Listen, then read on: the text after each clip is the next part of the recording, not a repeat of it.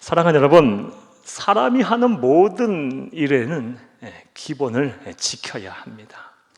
기본을 지키는 것은 해도 되고 안 해도 되고의 문제가 아니라 마땅히 해야 하는 일입니다. 만약 이 기본을 지키지 않고 일을 하게 되면 일이 잘 되지도 않을 뿐더러 기본을 지키지 않고 일을 하려고 하는 사람들은 성장할 수 없어요. 그리고 이러한 원리는 우리 감사신앙의 원리에도 그대로 적용이 됩니다. 우리가 우리의 감사를 통해서 하나님이 주신 복을 받으려면 이 감사의 최우선 대상이 되시는 하나님께 마땅히 드려야 할 감사부터 드려야 합니다. 이것이 감사의 기본 신앙입니다. 이것보다 앞서서는 감사가 없어요. 이것보다 기본이 되는 감사가 없어요. 자, 그렇다면 하나님께 마땅히 드려야 할 감사의 내용은 무엇일까요? 이에 대한 답을 본문에서 찾기에 앞서 먼저 본문의 배경 설명을 좀 자세하게 여러분에게 드리겠습니다. 본문 말씀이 속한 데살로니가 후서, 데살로니가 전서는 사도 바울이 데살로니가 교회에 보낸 편지입니다. 서신입니다. 데살로니가 교회가 속해 있던 위치에 있던 데살로니가라는 도시는 오늘날 그리스의 테살로니키라는 도시로 1세기 성서 시대에는 당시 마케도니아 왕국의 수도였을 정도로 아주 큰 대도시였습니다. 그런 대도시의 사도행전 17장 말씀을 보면 사도 바울이 제2차 전도 여행 때 그 대도시를 방문합니다. 그리고 그곳에서 3주간 복음을 전합니다. 그러자 사도행전 17장 1절에서 4절 말씀에 보면 많은 사람들이 예수를 믿기 시작합니다. 경건한 헬라인들이 막 예수를 믿기 시작하고, 무엇보다 그 지역의 유지들의 부인들인 귀부인들이 막 예수를 믿는 위대한 역사가 일어납니다. 그래서 교회가 세워진 교회가 바로 데살로니가 교회입니다. 자, 그런데 하나님의 은혜가 있고 하나님의 사랑이 있는 곳에는 반드시 사탄의 역사도 일어나는 법입니다. 유대교를 믿는 유대인들이 어디서나 그래 했듯이 사도 바울의 복음 전도를 방해하기 시작했습니다. 그리고 데살로니가 교회에서의 방해는 아주 악랄했습니다. 사도행전 17장 5절에서 10절 말씀을 보게 되면 이 유대인들이요, 지역에 있는 불량배들을 고용합니다. 그리고 데살로니가 시에서 폭동을 일으켜요. 그리고 그 폭동의 주범이 누구다? 사도 바울이다. 그의 일행들이다 라고 뒤집어 씌워버려요. 그리고 관가에 고발을 해버립니다. 그리고 그 일로 인해서 졸지에 아주 억울하게 사도 바울은 폭동의 주범이 되었고 그 일행들 모두가 다 이 지명수배범이 된 거예요. 그래서 할 수 없이 밤에 야반도주하다시피 해서 이 3주밖에 데살로니가 교회에 머물지 못하고 그리스 아테네로 피신을 하게 됩니다. 이게 사도행전 17장 내용이에요. 사랑하는 여러분, 이로 인해서 데살로니가 교회는 세워진 지 3주 만에 담임 목사가 없어진 거예요. 그리고 함께 사역을 하던 부목사, 부교역자들도 전부 다 떠나가 버린 거예요. 이런 경우라고 한다면 교회가 어떻게 됐겠어요? 새 가족만 가득 차 있는 거예요. 예수를 믿은 지 3주밖에 안 되는. 자, 그런데 성령 하나님께서 데살로니가 교회를 지키시고 보호하셨습니다. 데살로니가 교회가 잘 성장하기 시작해요. 데살로니가 전서 1장 7절 말씀에 보면 믿음, 소망, 사랑을 실천하는 교회가 되어갔고요, 환난과 핍박 속에서도 인내하며 믿음을 지키는 교회가 됐어요. 그래서 아가야 전체, 그러니까 그리스 전역에 소문이 나는 교회가 됩니다. 놀라운 일이죠. 자, 이렇게 세워진 지 얼마 되지 않은 교회의 성도들이 환난과 핍박 속에서도 예수를 잘 믿고 신앙을 지킨다는 모습을, 이 소리를 듣게 되자 사도 바울이 막 감격합니다. 기뻐합니다. 그렇게 해서 그리고 나서 다시금 이들을 영적으로 재무장시킬 필요가 있었어요. 그래서 편지를 씁니다. 그들에게 그리고 사도 바울의 영적인 아들인 디모데 편으로 데살로니가 교회에게 그 편지를 보내는 것이 바로 데살로니가 전서 그리고 또 후서입니다. 자, 이런 배경이를 바탕으로 이제 좀 생각을 해보겠습니다. 사랑하는 여러분, 우리가 하나님께 마땅히 감사를 드려야 할 이 감사의 내용은 무엇일까요? 다시 말해, 가장 우리 그리스도인에게 기본이 되는 감사의 기본의 내용은 무엇일까요? 자, 이제부터 따라 하시겠습니다. 첫째로, 하나님이 우리를 사랑으로 선택하셨다는 것입니다. 하나님이 우리를 사랑으로 선택하셨다는 것, 이것이 우리의 감사의 내용이 되어야 할 줄로 믿습니다.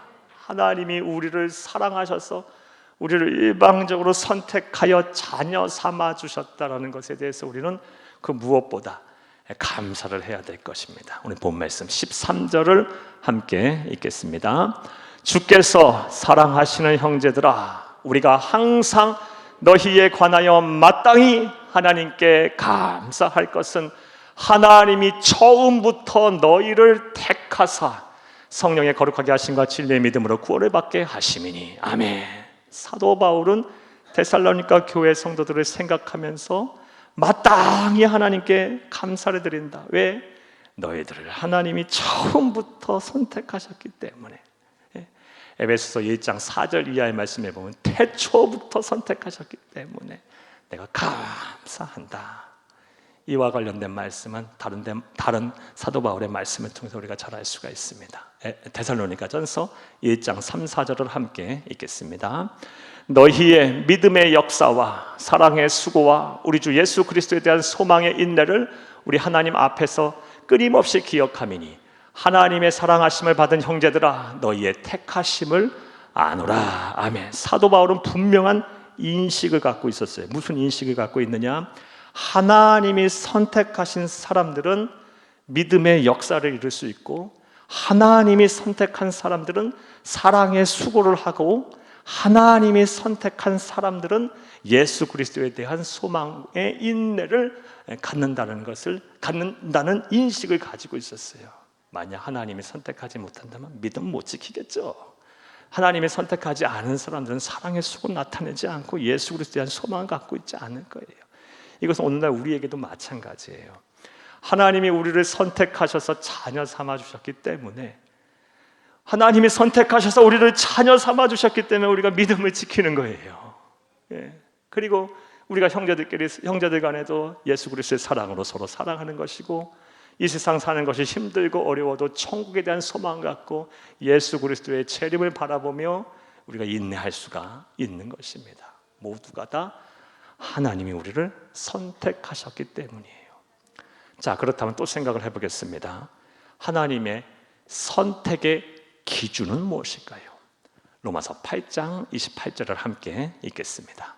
우리가 알거니와 하나님을 사랑하는 자 곧 그의 뜻대로 부르심을 입은 자들에게는 모든 것이 합력하여 선을 이루느니라. 이 말씀을 통해 우리는 하나님의 선택의 기준을 알 수 있어요.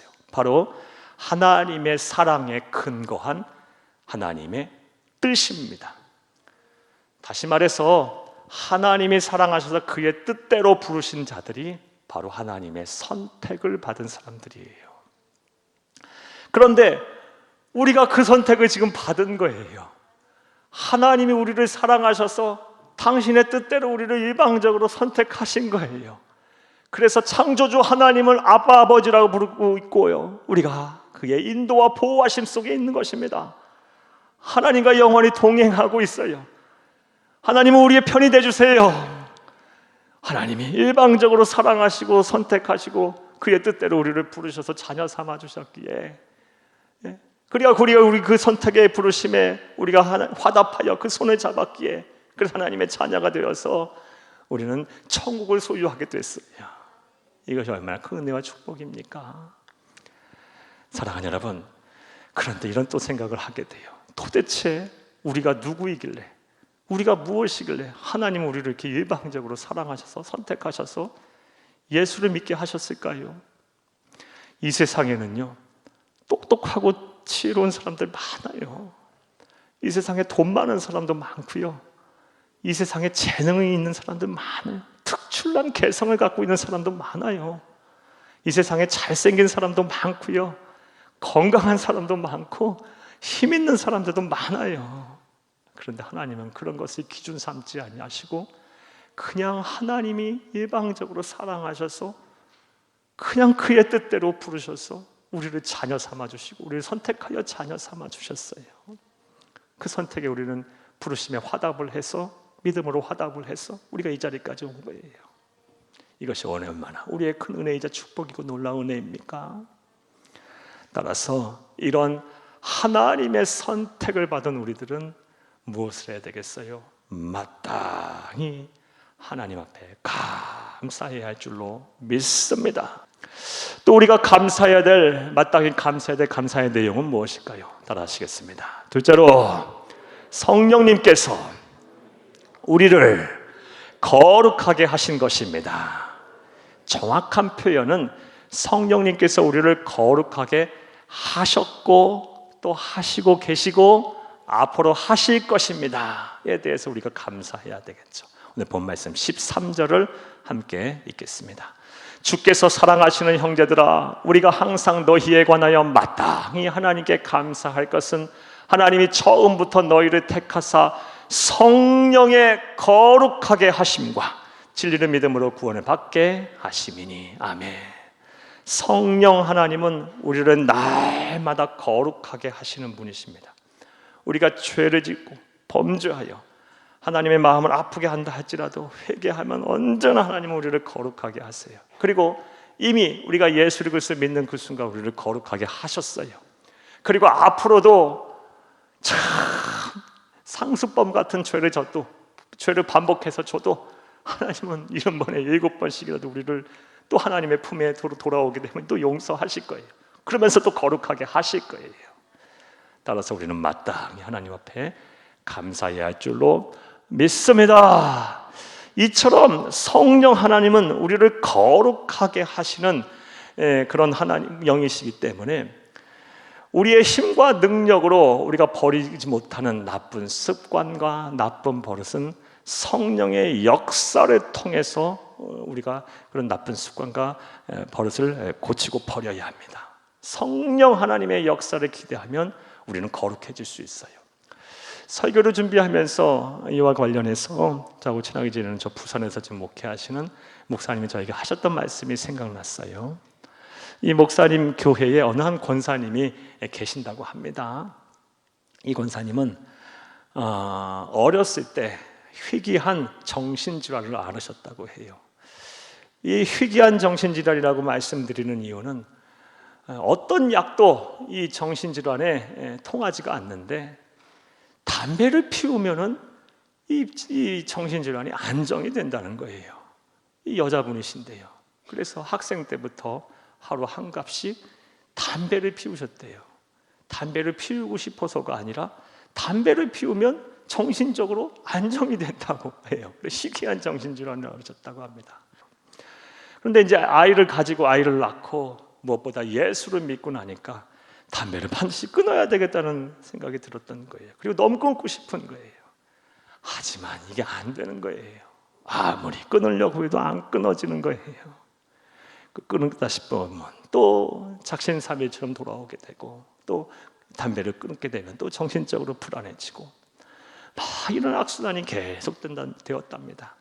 이분이 결심을 이제 하셨대요. 모든 것을 이제 하나님한테 맡기자. 성령 하나님 앞에 맡기자. 그리고 기도하기를 이제 시작하셨답니다.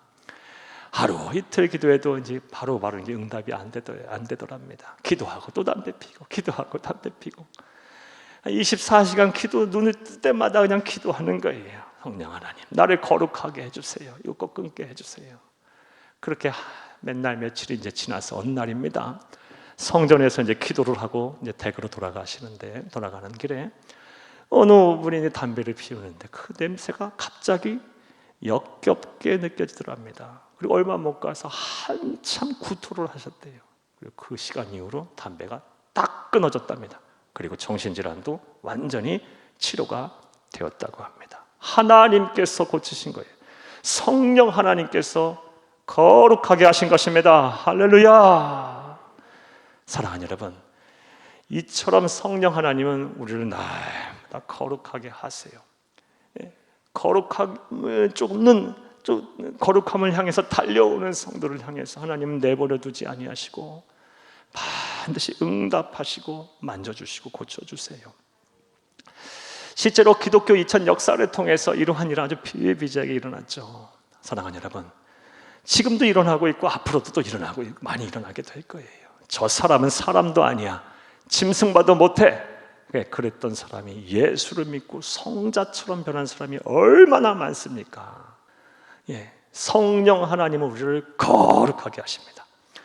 그러므로 죄악에 찌든 삶에서 벗어나기를 원한다면, 변화된 삶, 거룩한 삶을 살기를 원하신다면 성령 하나님 앞에 여러분의 삶을 의탁하시고 간절하게 기도하시기를 간절히 주의 이름으로 부탁합니다. 그러면 우리를 거룩하게 하신 성령 하나님께서 우리를 만지실 것이고 우리를 고치실 것입니다. 우리를 거룩하게 하실 것입니다.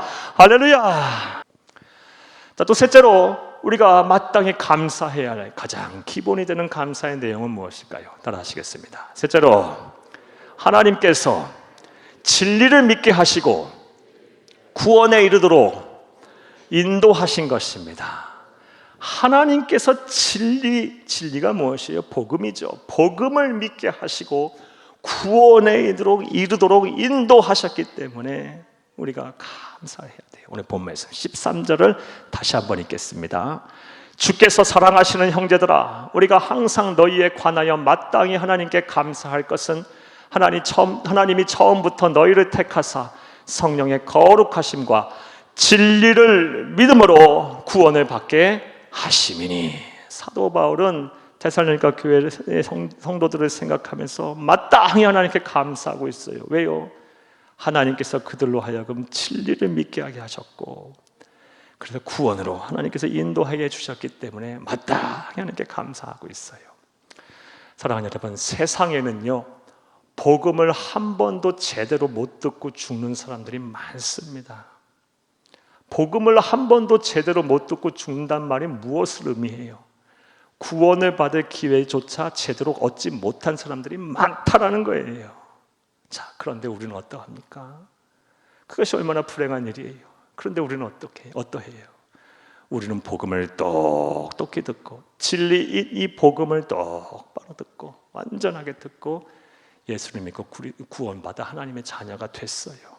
영생을 소유하게 됐어요. 거기에다 더 크신 은혜와 복은요, 우리가 예수를 믿은 그 순간부터, 어느 순간부터 진리인 이 하나님의 말씀이 믿어진다라는 거예요. 믿어져요. 처음부터 끝까지 하나님의 말씀이 의심 없이 믿어진다라는 것입니다. 그래서 하나님의 자녀가 됐다라는 거예요. 사랑하는 여러분, 이것이 어떻게 가능해요?